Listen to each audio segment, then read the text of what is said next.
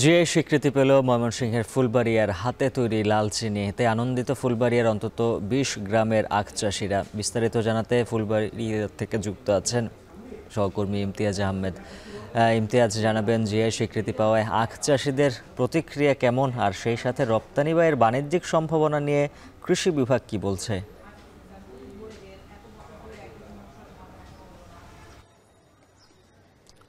উজ্জ্বল, নিঃসন্দেহে ময়মনসিংহবাসী তথা ফুলবাড়িয়া জনপদের যে প্রান্তিক মানুষ, তাদের দীর্ঘদিনের একটি চাওয়া ছিল যে লালচিনি জিআই স্বীকৃতি পাক, এবং এই লালচিনি এই জনপদের প্রায় ২৫০ বছরের ঐতিহ্য।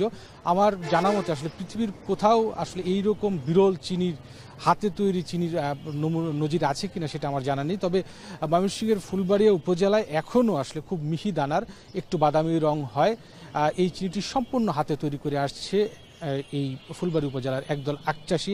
তারা এইটি যুগ যুগ ধরে বংশ পরম্পরায় এই চিনিটি কিন্তু তারা তৈরি করে আসছে, এবং এই চিনির তৈরির পেছনে কিন্তু অন্তত ২০টি গ্রামের ২,৫০০ থেকে ৩,০০০ পরিবার এখন এই চিনিটি তৈরি করে আসছেন। একসময় ফুলবাড়ি উপজেলার প্রত্যেকটি গ্রামেই কিন্তু আখের চাষাবাদ হতো, এই চিনি হতো। সুতরাং চিনি বলতে লাল চিনিটাকেই চিনত মানুষ।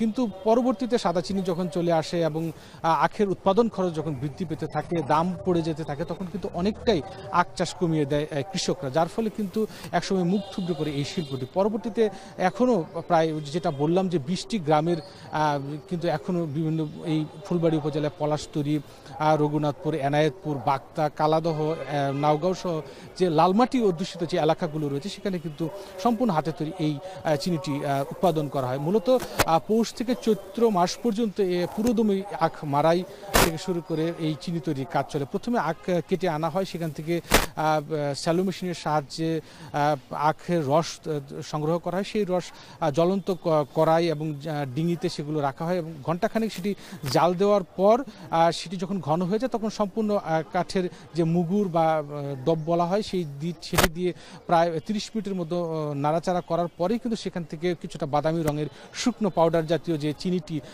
উৎপাদিত কিন্তু হয়।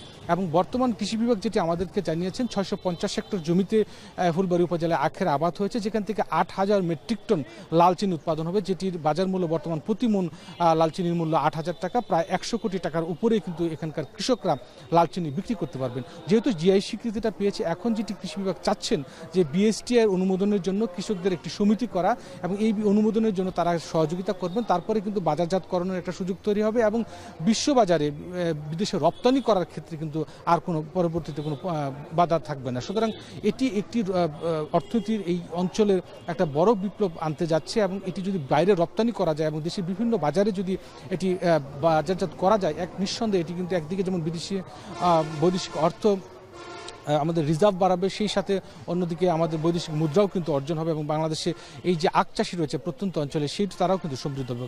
কৃষি বিভাগ ইতিমধ্যেই বলছেন যে অনেক বেসরকারি কোম্পানি কিন্তু তাদের সাথে যোগাযোগ করছেন এই চিনি কেনার জন্য, এবং ইতিমধ্যে যেহেতু এই একটি বিষয় জানানো প্রয়োজন, এই ময়মনসিংহের এই ফুলবাড়ি উপজেলার বাগতা কালীগড় এলাকায় একটি আখ শোধনাগার ছিল, সেখানে মূলত উৎকৃষ্ট মানের যে আখের চারা, সেগুলো একদম বালাইনাশক দিয়ে বা রোগ প্রতিরোধ করে কিন্তু কৃষকদের হাতে তুলে দেওয়া হতো।